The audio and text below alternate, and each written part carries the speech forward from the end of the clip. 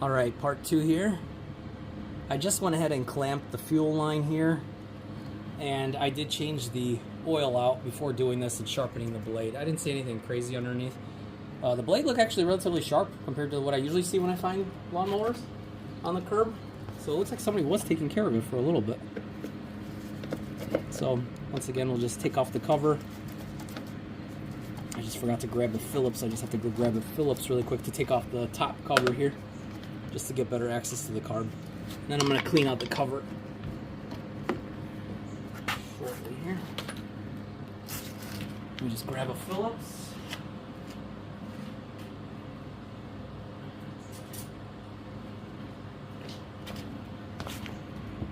There's 2 bolts on top for the Phillips.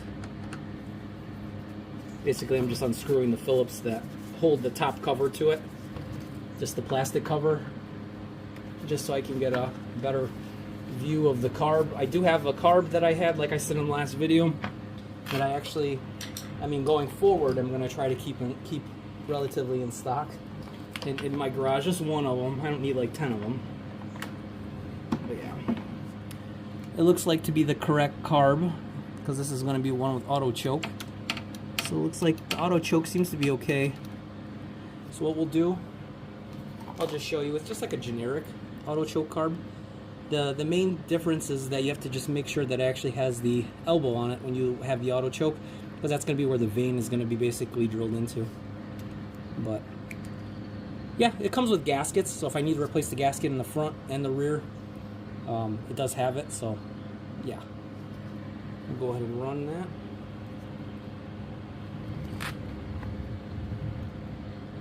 Let me just get the bolts off.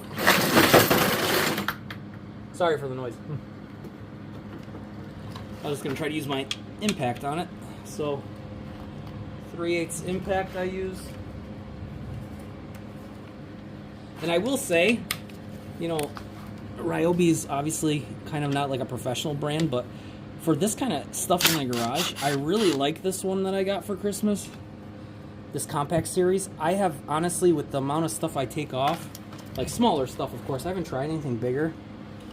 It actually, I haven't had anything yet where I wasn't able to take it off. So that's a good thing, because my other one I had, it is good, but it would have struggles if it was something really tight. This one, even if something's over torqued for the most part, obviously it's not going to take everything apart, but the stuff that I run into, if it's over torqued a little bit, it does perfectly fine.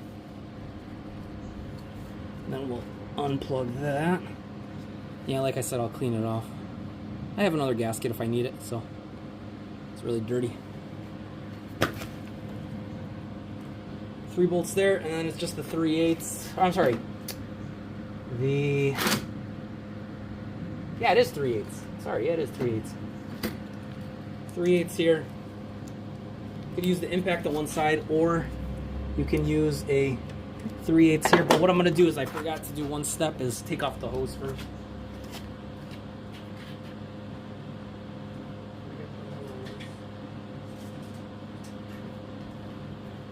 For the hose, I like to use angle pliers.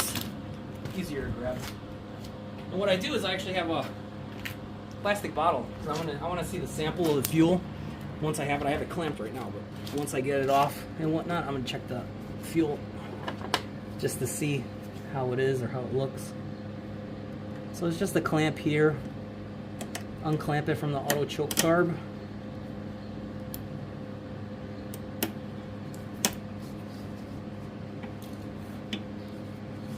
Flat angle. Probably do it with either or. I just like using the angle ones because sometimes they have that nice little bit of grip that you need. And then just lightly wiggle this off. This looks like the OEM one, so this probably was never off. If it was off, then very crazy, but yeah, nothing's coming out right now. It's just like a little bit of fuel. Hopefully my plastic bottle dried.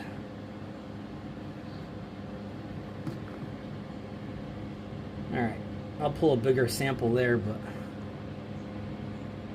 yeah, I can't tell anything yet. A little bit of the debris came into it, but I'll pull a bigger sample shortly. So what I'll do first is, let me just get the carb off. So what I'll do first is I'll loosen up the smaller air vane. I believe that is a 1/4, and it is a 1/4 inch. Let me get first the air vane off, and then I can just focus on the 3/8 bolts behind the actual carb itself.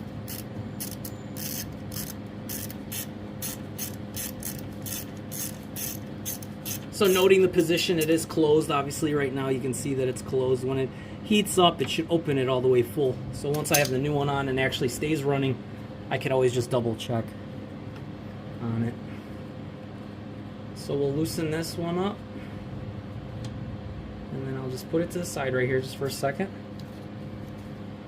And then the 3/8 bolts that are just holding the back of the carb on, just loosen these up, give it a tap.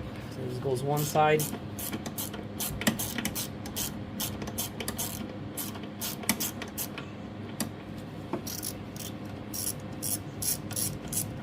And I find a 1/4 inch works really good ratchet with an extension, like a thin one, just because everything is a little bit tighter on this one side. On the other side, you could use an impact; it'll fit.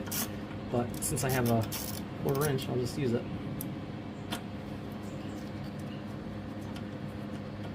All right, suck! I got stuck there for a second.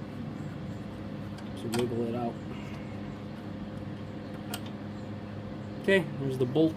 There's one side. On the other side, it'll drop it. Oh, better not forget to do that. I had the spark plug off when I was checking underneath. I always have safety involved because you never know. So, I mean, with these auto chokes, I'm always being very cautious with everything. I don't want to end up hurting myself, and always take caution whenever you're working on machines. I mean, that's common sense. Use common sense. I'm not saying everybody needs to do everything, but safety first, as they say, right? Alright, should be good. Got that bolt off. And now, I could just place that there. It drops. There is just a little throttle. You just angle the carb and slide it off the actual piece. And there you have your whole carb. All in one piece. And if you look at the aftermarket, just the comparison here, they have done a really good job copying these now going forward. Pretty decent job. So this one still has a little bit of fuel in it, but they did a really good job. So what I'll do is here I'll just inspect the seal behind it. The seal behind it looks okay. I don't see any issues with it. If this was broken or torn, I would replace it, but it isn't. So what I'll do here now, before I start doing the new carb, is I wanted to pull a bigger fuel sample. I have to empty this out anyways. So I'm going to run a bigger fuel sample from the tank just to see how it looks.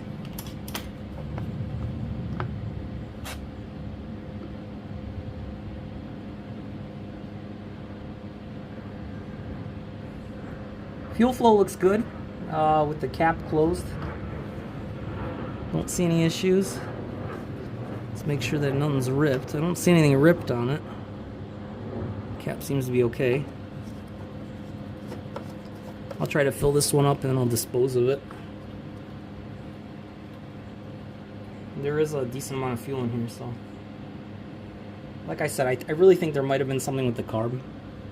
I mean, my guess.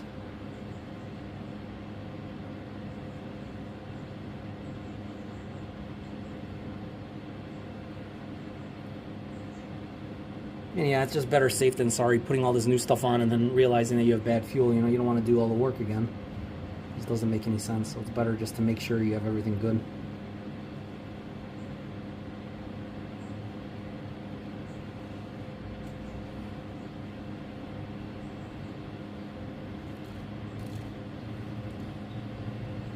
And what I'll do here is I'll just get my clamps ready again, just to shut off the fuel flow shortly here.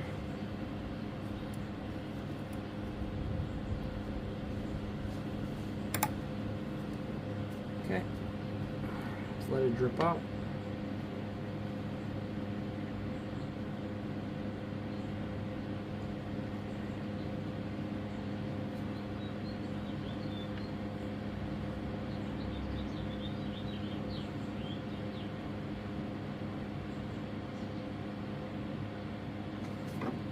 Okay. So pulling a sample here. Oh, it's still coming out a little bit. All right, there you go. Now it's clamped better. Put it at a higher angle, I guess. There you go. Looking at the fuel sample here, just using my clear bottle, there is, it's kind of hard to see, I know. There is actually water in the bottom of this. It's so hard to see. It's right in that area right here. You can see that there's water in there. The fuel doesn't look too cloudy, but you know what? I think whatever fuel is the remainder in it, they poured it in, and then they basically just ran it with all that. So, yeah, it smells a little old. I mean, it's got like floaties on the bottom of it. You can see it's kind of hard to see, but it's in there. It's like towards the back.